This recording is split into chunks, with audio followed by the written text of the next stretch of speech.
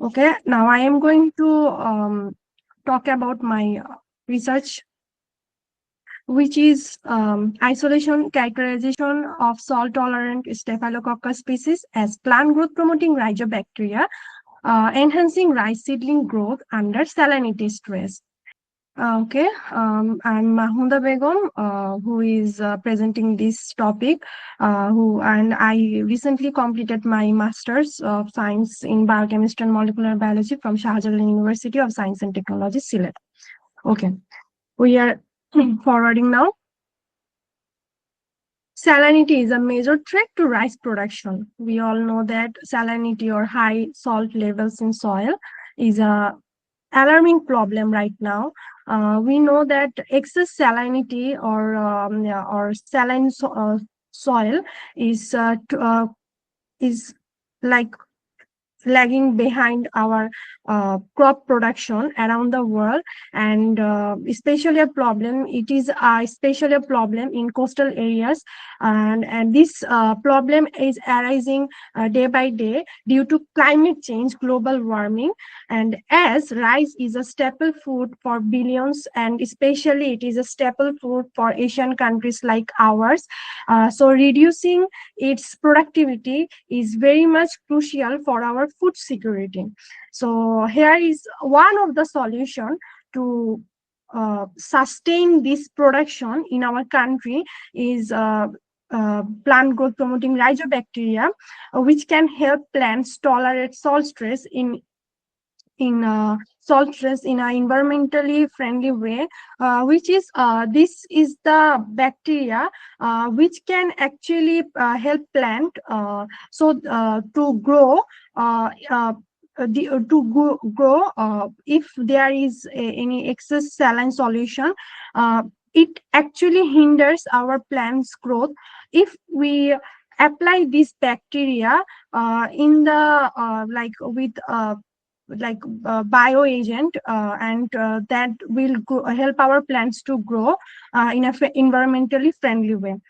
We can move forward in the next slide, which is PGPR, plant growth promoting Rhizobacteria actually can help plants survive salinity.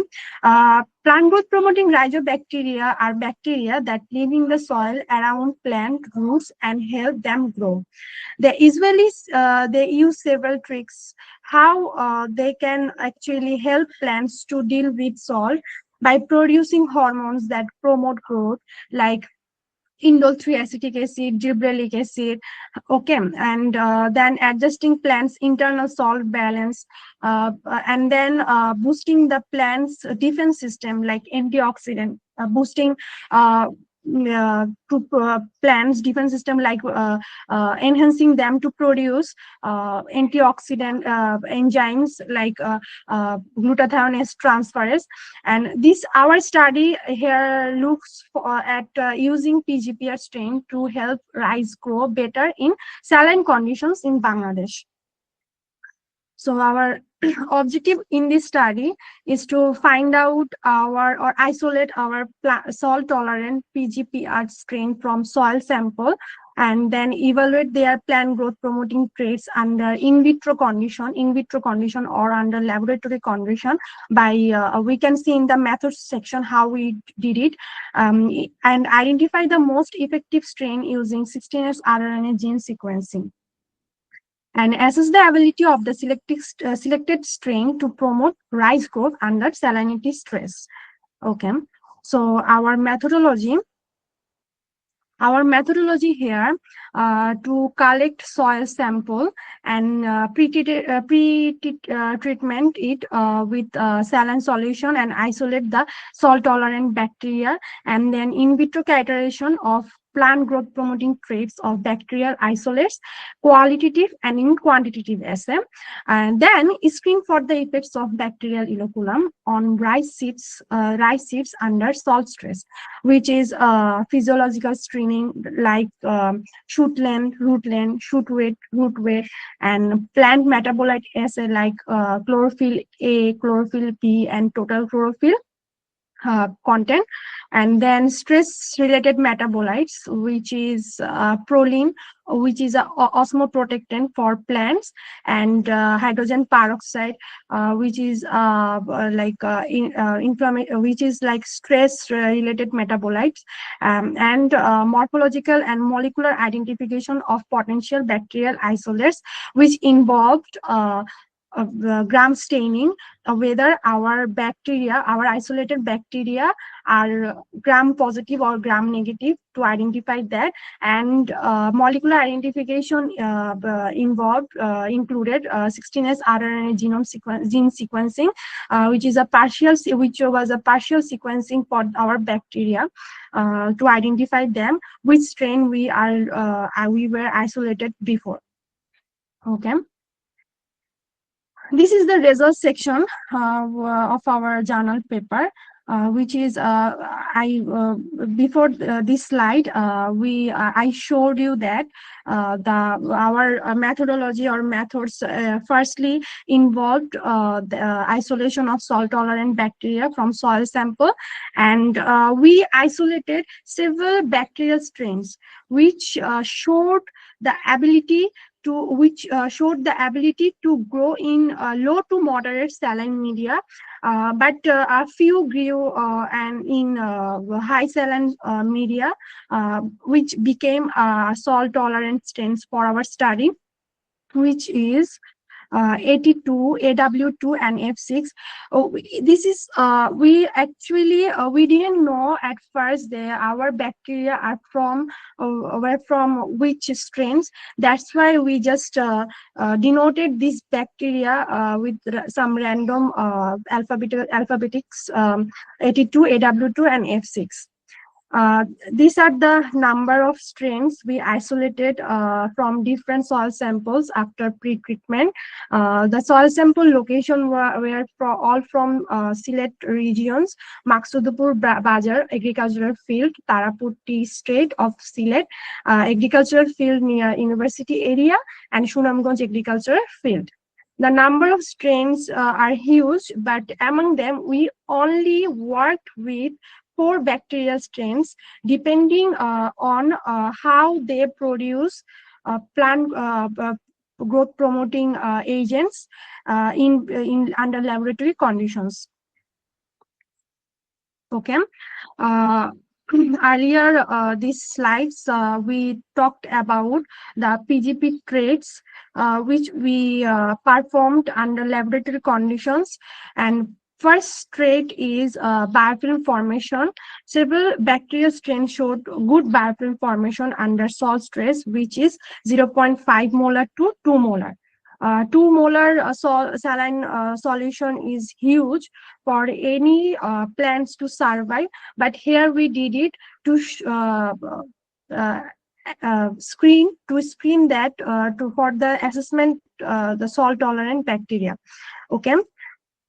All bacterial strains formed biofilms at 0.5 molar sodium chloride solution, except S5 strain, and some of them formed good biofilms at 1 molar sodium chloride solution, that are 8W2, M15, T10, 82, W9, and 83, which all are bacterial strains, but we didn't know first.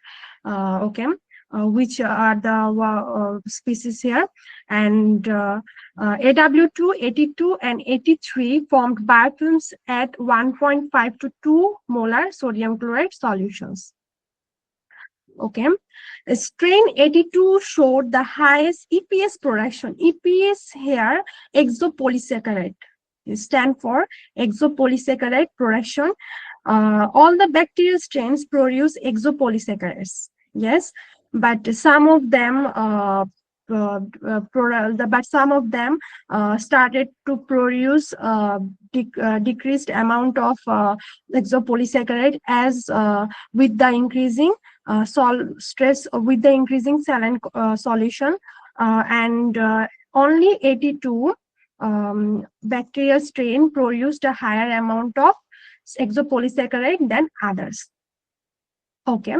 After that, we performed we performed indole 3 acetic acid and ammonia production assay, and there found out that 82 showed higher ammonia production, whereas F6 showed higher indole 3 acetic acid production than the other bacterial strains. So after this PGP trait screening, we then selected 4 bacterial strains, which are 82, AW2, F6, and M15 strains for further application in our rice seeds, which is Bridhan 29 strain rice seeds. We used this strain to evaluate the PGPR enhancing growth state for rice seedlings, and treated with PGPR 82, AW2, F6, M15.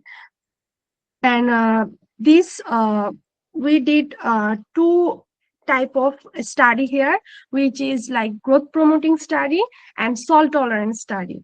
And this salt tolerant study is also performed under 200 millimolar saline solution, but sodium chloride solution. Why did we take this much saline solution to conduct our study? Because this we studied a lot of literature where we found out that our coastal area was that much bear that much saline solution in their soil. That's why we decided that we conducted our study with that much saline solution, 200 millimolar sodium chloride. And in our application step in the rice seedling under salt stress, we pour exact amount of 200 millimolar saline solution to evaluate the PGPR improved rice seedling growth under salt stress. And these are the rice seedling we evaluate to evaluate our saline growth under salt stress in presence of PGPR. And after harvesting them, this is the picture where we took our where we screened for our plants for the morphological test, which is this root length, shoot length, dry weight, and fresh weight. Here we can see that bacteria strains, rice seedlings inoculated with these PGPR strains 82 F6 increased root length in the most under normal and salt stress, and F682 increased shoot length the most under normal and salt stress. 82 AW2 increased dry weight the most, and F6 and 82 increased fresh weight the most under normal and salt respectively. Okay, this is the morphological screening for our rice seedling after harvesting them from saline salt stress. Okay, this is the potential metabolite, potential pigment for photosynthesis. We know that chlorophyll is potential pigment for photosynthesis in plants. So PGPR increased chlorophyll content in rice seedlings under salt stress. Chlorophyll A-B content increased in 82, AW2, M15, and F6 treated plants, and we compared them with the control plants. Here we in our study we put one plant to evaluate compare with our treated plants to see if control plants, which is not inoculated with any kind of PGPR here, showed how much chlorophyll content or root length, shoot length, shoot weight to compare with the inoculated plants. Here F6 increased chlorophyll A, B the most in normal conditions, and 82 increased chlorophyll A the most in salt stress, while F6 increased chlorophyll B F6 increased total chlorophyll content in normal conditions, while 82 did so in salt stress. So we can see that in compared to the control plants, inoculated plants showed much better result in case of chlorophyll content here. Okay, so our next slide is about proline content and H2O2 content, where we can see that PGPR increased proline content and reduced H2O2 content. We know that H2O2 is oxidative stress for any kind of living things that can damage living cells. So reduced H2O2 indicates here that PGPR help plans to reduce H2O2 reduced oxidative damage under salinity, under salt stress. Here we can see that F6 showed the highest increase of proline in normal conditions. Okay, and in case of H2O2 lower H2O2 production, we can see that all of the inoculated plants produce lower H2O2 hydrogen peroxide than the uninoculated plants under both normal and stress condition, which indicates that our treated plants exposed to less salt stress than the control plants. Okay, after all of these examinations or study, finally we got to identify our plant growth promoting rhizobacteria and by 16S rRNA gene sequencing, and here we found out that our potential plant growth promoting rhizobacteria were Staphylococcus species. Okay, Staphylococcus species, where we actually, what is the ultimate result of our study is that Staphylococcus species promote rice growth under cell stress and enhance salt plant tolerance to salinity through multiple mechanisms by producing phytohormones, by enhancing the by producing phytohormones, which eventually enhance plant growth, shoot length, root length. Okay, and by producing biofilm. Biofilm actually is here a net, which actually help plant roots to like suck nutrients, help plants to suck nutrients or to suck nutrients from the solution or water, enhancing them to grow more even under saline stress or salt stress. Okay, and and to mitigate oxidative stress, PGPR also Staphylococcus also help them to do this. Exopolysaccharide production helps bacteria colonize roots and survive osmotic stress, and indole acetic acid promotes root surface area and plant growth under salt stress. Here is the biosafety considerations for Staphylococcus use. As we know that some Staphylococcus species are opportunistic human pathogens. They can cause many harm to human. Although they are human pathogens, but we can see that they can be acted like plant growth promoting rhizobacteria beneficial for plants, which actually this study did not conduct any pathogenicity assess for this opportunities human pathogens, but future research can include comprehensive genome sequencing and pathogenicity screening. So this is the limitation of our study actually. Okay, what are the conclusion here? Native Staphylococcus species showed promising agent like PGPR or plant growth promoting rhizobacteria. Here we can see that salt-tolerant Staphylococcus strains from Bangladesh can help rice plants to grow better than under salt stress. These bacteria use several strategies to help plants, including making protective compounds and hormones. Protective compounds are like biofilm, exopolysaccharide, okay, and hormones like indole through acetic acid. And here we can see that ammonia was also produced by this potential species, which is marking that ammonia is very much potential or element for plants to grow and to survive, which is also produced by this potential species. Okay, okay.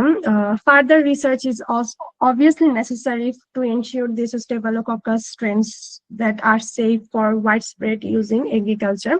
We have to study further more about this, and this finding suggests that rhizospheric bacteria could be a valuable tool for improving crop production in areas affected by salinity. Thank you so much for your time. Thank you so much, Mahmuda Begum, and thank you so much for your presentation. Thank you very much, Mahmuda Begum. We can leave now. Thank you. Mm, thank you so much.